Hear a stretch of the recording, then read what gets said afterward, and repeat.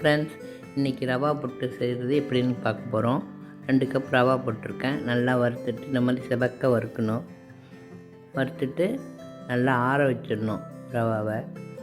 அதால் 2 கப் போட்டிருக்கேன்.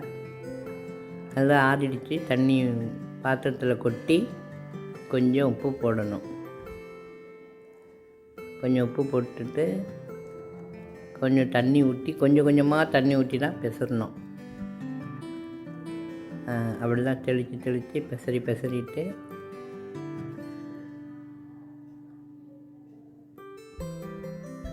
ஒரேடியாக ஊற்றுனா கட்டி ஆகிடுங்க ரவா புட்டு. அதனால தான் கொஞ்சம் கொஞ்சமாக தெளித்து பிசறணும்.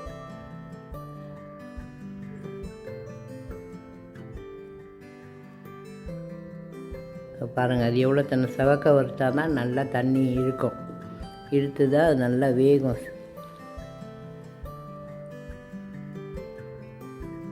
கொஞ்சம் டைம் எடுக்குங்க ரவா வேகிறதுக்கு. ஒரு அரை மணி நேரமாச்சும் ஆகும். அதனால தான் தண்ணியை நல்லா அப்படி நல்லா பிசறிட்டு அப்புறம் மேலே கொஞ்சம் நல்லா தண்ணி தெளித்து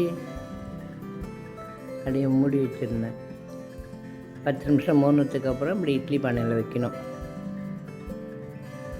மறுபடியும் கொஞ்சம் தண்ணி தெளிச்சுட்டு மறுபடியும் கிளறி விட்டு இட்லி பானையில் வச்சு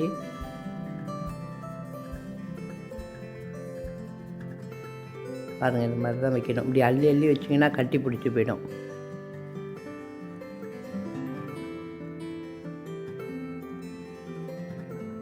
பாருங்க, நல்லா வெந்து வந்துடுச்சு.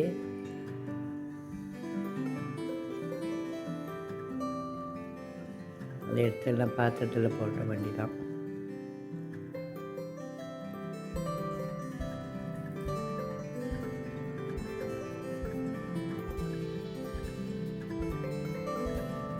அப்புறம் 1/2 கப் ஜீனி போடணும்.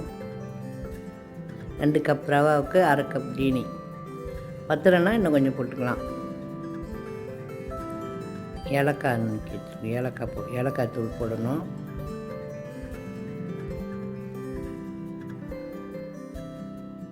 தேங்காய் பூ 1 கப், 3/4 கப்பு தேங்காய் போடணும். அப்போ தான் நல்லாயிருக்கும்.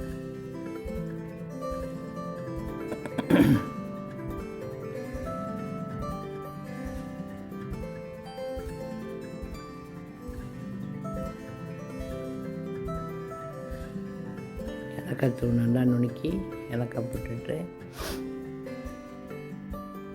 அடுப்பில் எண்ணெய் சட்டி வச்சு கொஞ்சம் நெய் ஊற்றி இதில் நான் 2-3 ஸ்பூனு காய்ச்சாமல் தான் ஊற்றணும்.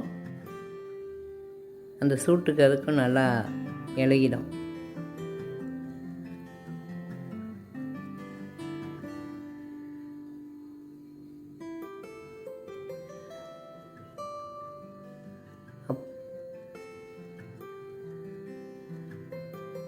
அப்புறம் முந்திரி பருப்பு அடுப்பில் நெய் கொஞ்சம் வச்சு நிறைய முந்திரி பருப்பு போட்டு அது நல்லா செவந்தோடனே அதை எடுத்து போடணும். ரவா புட்டு ரெடி.